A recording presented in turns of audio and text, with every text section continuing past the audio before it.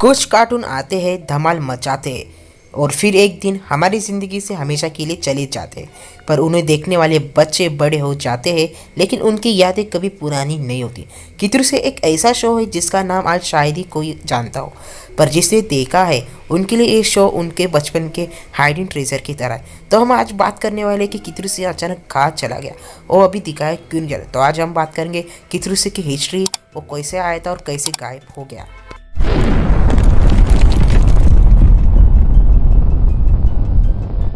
कितरू एक cartoon Japan में पहली बार 27 मार्च 1980 में लॉन्च हुआ था।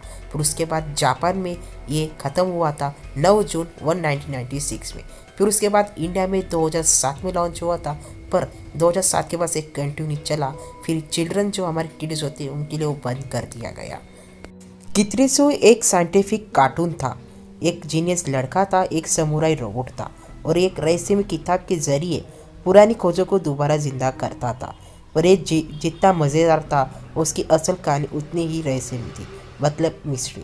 और हम जानेंगे कितरू को बनाया किसने था। कितरू को बनाया फुजिको फुजिको ने, वही लेजेंड जिन्हें आप डोरेमोन के क्रिएटर के रूप में जानते हैं। दिमाग उड़ाने वाली बात यह है कि कितरू की कहानी 1974 में बनी थी, यानी ये डोरेमोन से भी पुराना है। क्रिएटर का सपना था कि एक बच्चा अपनी पुरखों की किताब से पुराने ज़माने के आविष्कारों को आज की टेक्निक से फिर से बनाए, और वही हुआ। और आज की टेक्निक से कितरू से बहुत सारे आविष्कार बनाता है और इसका जन्म यही से शुरू हुआ था। पर कितरू का दिमाग इतना चलता था कि न्यू टेक्निक को पहचान कर नए नए आविष्कार करते गया। बात करते हैं कि कितरू के पास वो कौन सी किताब थी। कितरू के पास वो किताब थी जिससे ऐसे ऐसे इन्वेशन और ब्लूप्रिंट छुपे हुए थे। कितरू से इस किताब से किसी भी इन्वेशन को पढ़कर फिर उसका मॉडर्न साइंस से उसे दोबारा बनाता था। कहानी की यही ओरिजिनल है, इसी बाकी कार्टून से अलग बनाती है। फिर हम बात करते हैं इंडिया में कितरू का कब आया। तो कितरू इंडिया में अर्ली 2000 में आया और सबसे पहले उसको कार्टून नेटवर्क पर लाया।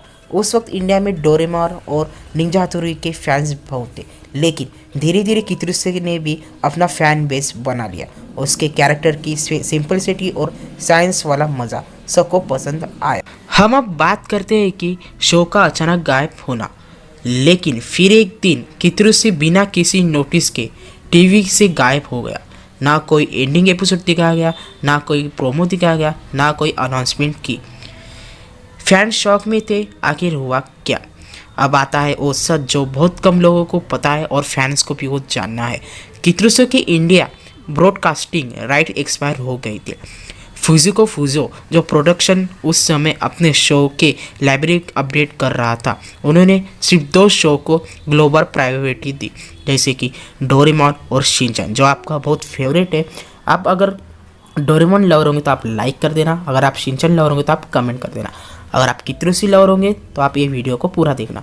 कितरू के डबिंग राइट्स को रिन्यू नहीं किया गया और जब राइट एक्सपायर हो जाए तो कोई भी चैनल उस कार्टून को यूज़ नहीं कर सकते, क्योंकि वो नॉन कॉपीराइट में नहीं आता है। फिर उसके बाद फुजिको ने सोचा कि मैं राइट्स को रिन्यू कर लूँ, पर उसके बाद क्या हो गया आप जानना चाहते हो तो आप चैनल को तब तक सब्सक्राइब। फिर एक दिन टीवी देखते देखते सडनली कितरू का एक लास्ट एपिसोड आया।